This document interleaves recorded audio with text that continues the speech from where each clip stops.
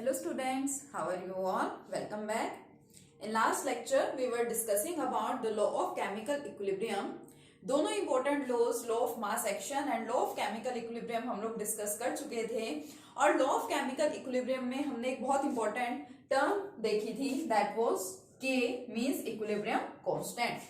Kc as well as Kp, इन दोनों को किस तरह से फाइंड करते हैं, दोनों क्या होते हैं, ये मैंने आपको बताया था और इन दोनों के बीच में हम लोगों ने रिलेशन भी डिस्कस किया था. क्या था relation?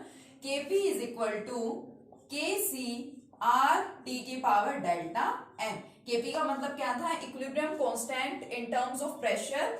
Kc means equilibrium constant in terms of concentration. Capital R represents the gas constant, capital T represents the temperature and delta N represents the change in number of moles. और इस topic से related हम लोगों ने इस relation से related एक numerical भी किया था.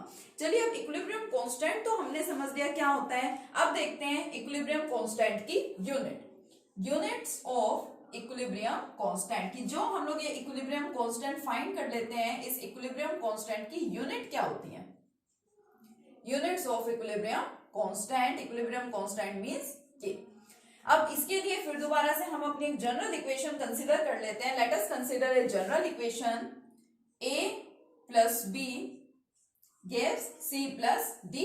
और अगर मैं इसके स्टोइकियोमेट्रिक कोफिशिएंट्स की भी बात करूं तो मान लीजिए मैं वो भी ले लेती हूं.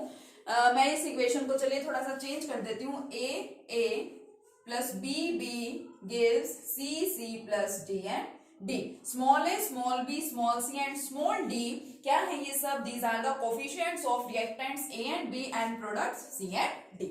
इसके लिए मान लो मेरे पास ये पर्टिकुलर इक्वेशन है और इस पर्टिकुलर जनरल इक्वेशन के लिए मुझे इक्विलिब्रियम कांस्टेंट की वैल्यू लिखनी है इन टर्म्स ऑफ कंसंट्रेशन. तो क्या थी इक्विलिब्रियम कांस्टेंट? Kc लिख दूं मैं, ठीक है. It is equal to concentration of products divided by concentration of the reactants raised to the power equal to their stoichiometric coefficients. उनके जो coefficients होते हैं वो कहाँ चले जाते हैं? उनकी पावर में चले जाते हैं, ठीक है. अब देखिए ये क्या है? Capital C, capital D, capital A and capital B, ये आपके प्रोडक्ट्स एंड रिएक्टेंट्स हैं, ठीक है. और स्क्वायर ब्रैकेट यहाँ पे लगा हुआ है, मींस स्क्वायर ब्रैकेट यहाँ पे किस चीज को रिप्रेजेंट कर रहा है? कंसंट्रेशन को रिप्रेजेंट कर रहा है. अब देखिए मैं इसके अंदर उसी तरह से चेंज करती हूँ. देखिए ये तो आपकी क्या है? सारी कंसंट्रेशन वाली टर्म्स है. कंसंट्रेशन की यूनिट हमें पता है. यूनिट की बात हम क्यों कर रहे हैं? क्योंकि हमें यहाँ पे भी इक्विलिब्रियम कांस्टेंट की यूनिट ही फाइंड करनी है. तो कंसंट्रेशन की यूनिट क्या होती है? Moles per litre. तो हम उस यूनिट को यहाँ लगा देते हैं. देखिए इसकी यूनिट क्या होती है? मोल पर लीटर, ठीक है.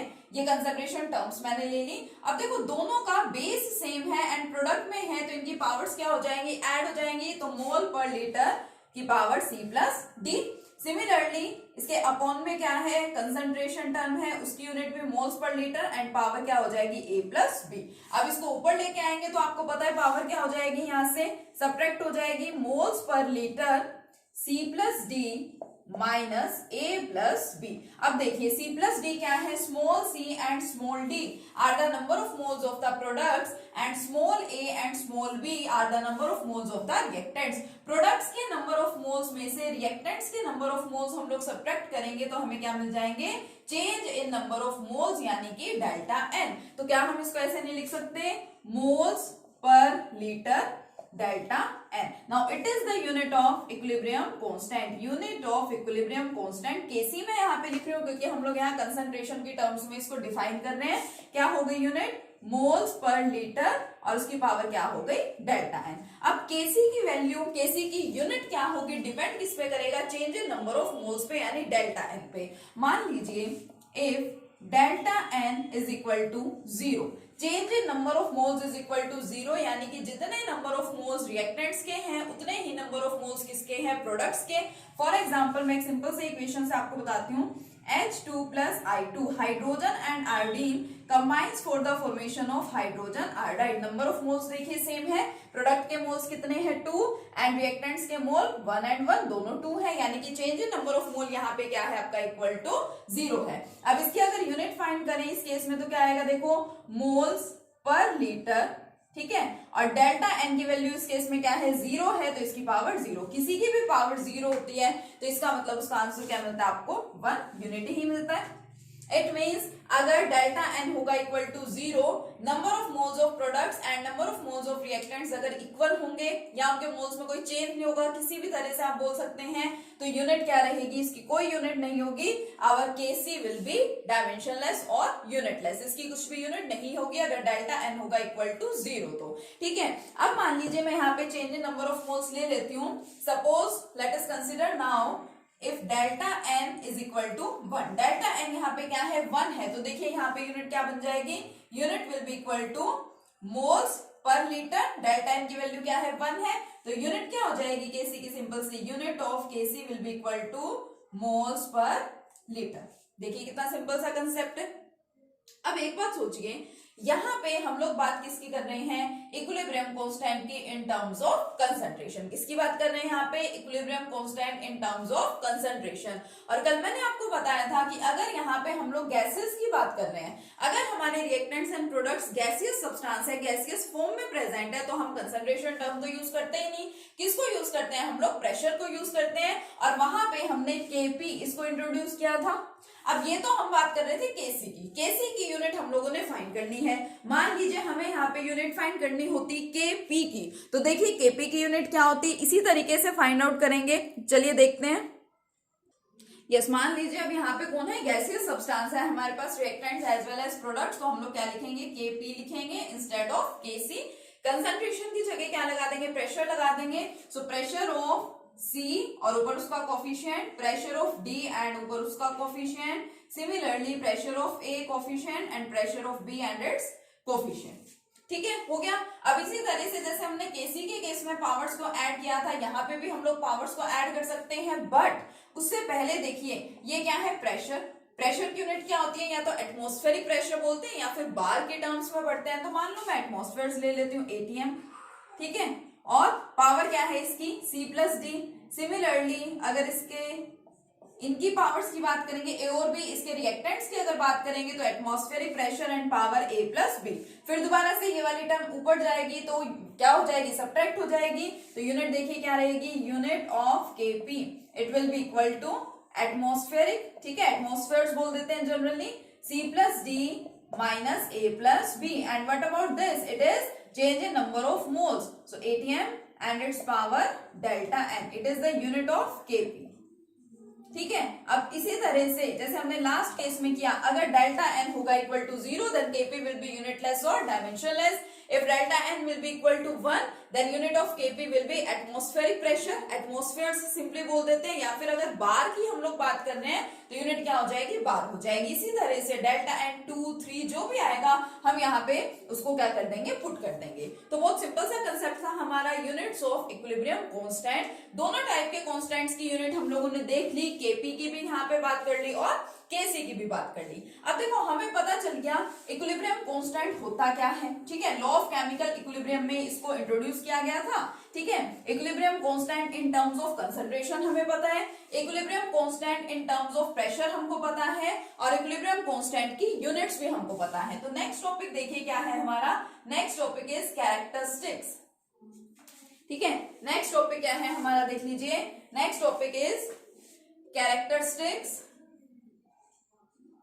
Of equilibrium constant. अब हमने क्या किया, हमने इक्विलिब्रियम कांस्टेंट पढ़ा, अब हम उसकी कैरेक्टरिस्टिक्स की बात करते हैं। चलिए देखते हैं।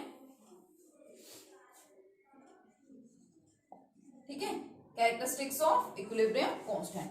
नाउ फर्स्ट कैरेक्टरिस्टिक, जैसे इसके नाम से पता चल रहा है इक्विलिब्रियम कांस्टेंट, यानी इसकी वैल्यू क्या होगी, कांस्टेंट होगी।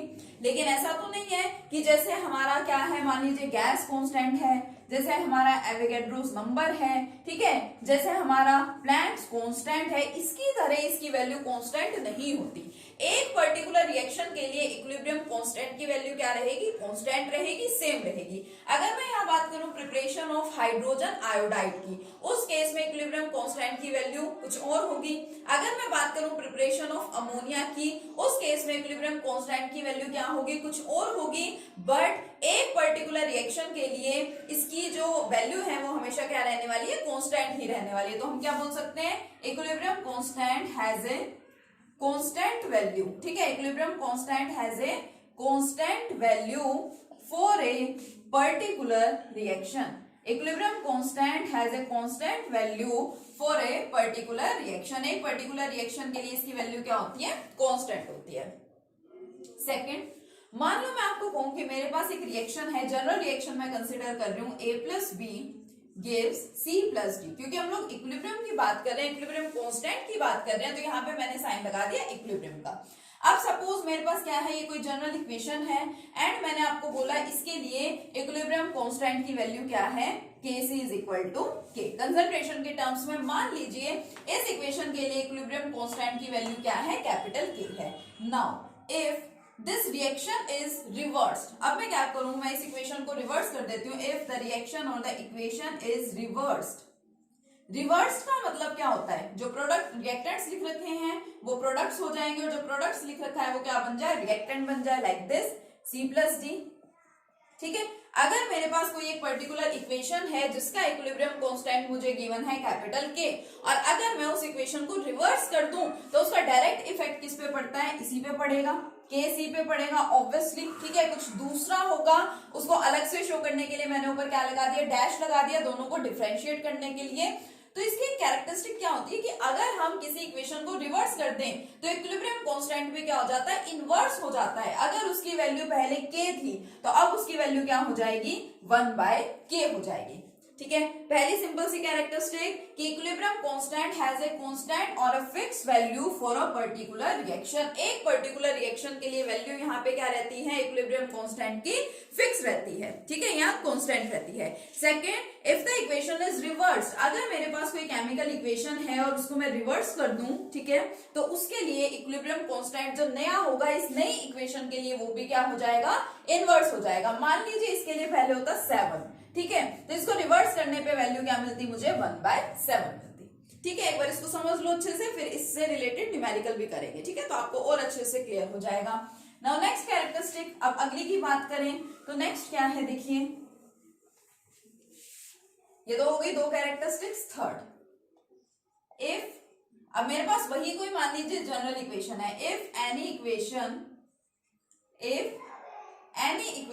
Is divided by 2, if any equation is divided by 2, divided by 2 का मतलब जैसे मेरे पास है मान लीजिए A plus B gives C plus D. ठीक है, डिवाइडेड बाय 2 का मतलब कि मैं इसको क्या बना दूं, A/2। ठीक है, 2 से डिवाइड हो गया, plus B/2 gives C/2 plus D/2। इसके लिए कोई इक्विलिब्रियम कांस्टेंट होगा मेरे पास, मान लीजिए कैपिटल K है। ठीक है, अब सपोज इसको मैंने क्या कर दिया, 2 से डिवाइड कर दिया, तो जो नया इक्विलिब्रियम कांस्टेंट होगा जिसको मैं रिप्रेजेंट किससे कर रही हूँ, Kc डैश से, then the new equilibrium constant will be equal to the square root of K।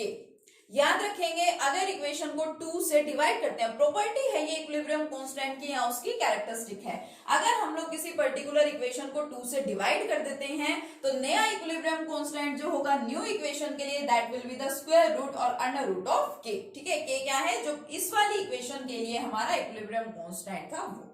ठीक है, नेक्स्ट देखिए, ये तो बात होगी डिवाइड की। अब मान लो मल्टीप्लाई करते हैं कि if any equation is multiplied by 2, पहले 2 से डिवाइड किया, मान लो ये मेरी जनरल इक्वेशन थी, मेरी मेन इक्वेशन जिसका इक्विलिब्रियम कांस्टेंट क्या है, इक्वल टू कैपिटल K। अब मान लो इक्वेशन को क्या कर दिया, 2 से मल्टीप्लाई कर दिया, like 2A plus 2B gives 2C plus 2D। तो जो नया इक्विलिब्रियम कांस्टेंट है वो क्या आएगा, it will be equal to square of K। अगर डिवाइड कर देते हैं 2 से तो आता है स्क्वायर रूट ऑफ K, और अगर मल्टीप्लाई कर देते हैं तो क्या होता है, स्क्वायर ऑफ K। 4 कैरेक्टरिस्टिक्स आ गई होंगी आपको अच्छे से समझ में। नाउ फिफ्थ वन, फिफ्थ देखिए कि सपोज मेरे पास कोई इक्वेशन है, मैं एक एग्जांपल लेके आपको बताती हूँ। फिफ्थ वाला, मान लो मेरे पास क्या है, नाइट्रोजन एंड ऑक्सीजन है, दोनों कंबाइन होकर के क्या बनाते हैं, नाइट्रोजन डाइऑक्साइड बनाते हैं, आपको पता है अच्छे से। और मान लीजिए इसके लिए इक्विलिब्रियम कांस्टेंट क्या है, कैपिटल K है। ठीक है, जनरल मैंने एक सिंपल सा एग्जांपल लिया है कि नाइट्रोजन एंड ऑक्सीजन मिलकर के क्या बनाते हैं, सबको पता है आपको कि नाइट्रोजन डाइऑक्साइड बनता है। और मान लिया मैंने कि इस इक्वेशन के लिए इक्विलिब्रियम कांस्टेंट क्या है, कैपिटल K के इक्वल है। अब जरूरी तो नहीं है सारे रिएक्शंस एक ही स्टेप में कंप्लीट हो जाते हैं। मान लीजिए ये वाला रिएक्शन होता है 2 स्टेप्स में। फर्स्ट स्टेप में तो क्या होता है, नाइट्रोजन और ऑक्सीजन मिलकर के सिर्फ NO नाइट्रिक ऑक्साइड ही बनाते हैं। मान लो जो ऑक्सीजन है वो कैसा है, वो लिमिटेड अमाउंट में होगा, ठीक है, suppose it is an limited amount. अब लिमिटेड अमाउंट में है तो ऑक्सीजन यहाँ पे इतना ज्यादा तो है नहीं कि NO2 बना लेगा, क्या बनाता है वो, सिर्फ NO बनाता है, नाइट्रिक ऑक्साइड। मान लो इस स्टेप के लिए, अब ये इक्वेशन 2 स्टेप में हो रही है, इसका फर्स्ट स्टेप तो है ये, इस स्टेप के लिए मान लीजिए इक्विलिब्रियम कांस्टेंट क्या है, K1 है। सेकेंड स्टेप क्या होगा कि जो आपकी नाइट्रिक ऑक्साइड बनी है ये दोबारा से ऑक्सीजन के साथ रिएक्ट करेगा और क्या बना लेगा, NO2। It is step second. अब मान लीजिए इस सेकेंड स्टेप के लिए इक्विलिब्रियम कांस्टेंट क्या है, K2 है, ठीक है। तो जो कंप्लीट यहां से मुझे नया इक्विलिब्रियम कांस्टेंट मिलेगा, it will be equal to the product of K1 into K2। First step का जो इक्विलिब्रियम कांस्टेंट है और सेकंड स्टेप का जो इक्विलिब्रियम कांस्टेंट है, दोनों का प्रोडक्ट की कर दीजिए, दोनों को मल्टीप्लाई कर दीजिए, तो आपको क्या मिलेगा, न्यू इक्विलिब्रियम कांस्टेंट आपको यहाँ पे मिल जाएगा। एंड नाउ लास्ट कैरेक्टरिस्टिक, ठीक है, लास्ट कैरेक्टरिस्टिक जो है अगर उसकी बात करें तो बिल्कुल सिंपल सी है, इट इज अबाउट कैटालिस्ट। हमने पहले भी जो इक्विलिब्रियम की प्रॉपर्टीज पढ़ी हैं उसमें भी इसके बारे में पढ़ा है कि जो कैटालिस्ट है वो इक्विलिब्रियम को अफेक्ट नहीं करता। इसी तरह से जो कैटालिस्ट है, catalyst do not affect the equilibrium constant, वो इक्विलिब्रियम कांस्टेंट को भी अफेक्ट नहीं करता। क्यों? क्योंकि फॉरवर्ड रिएक्शन के रेट को अगर कैटालिस्ट बढ़ा रहा है तो बैकवर्ड रिएक्शन के रेट को भी बढ़ाता ही है, ठीक है। तो वो अल्टर नहीं करता है कुछ भी, या फिर हम ये बोल सकते हैं simply catalyst do not affect the equilibrium constant, वो इक्विलिब्रियम कांस्टेंट को अफेक्ट नहीं करता। तो क्या क्या हमने कैरेक्टरिस्टिक्स पढ़ी है, देखिए सबसे पहले तो सबसे सिंपलेस्ट क्या थी कि इक्विलिब्रियम कांस्टेंट की वैल्यू कांस्टेंट होती है किसी भी पर्टिकुलर रिएक्शन के लिए।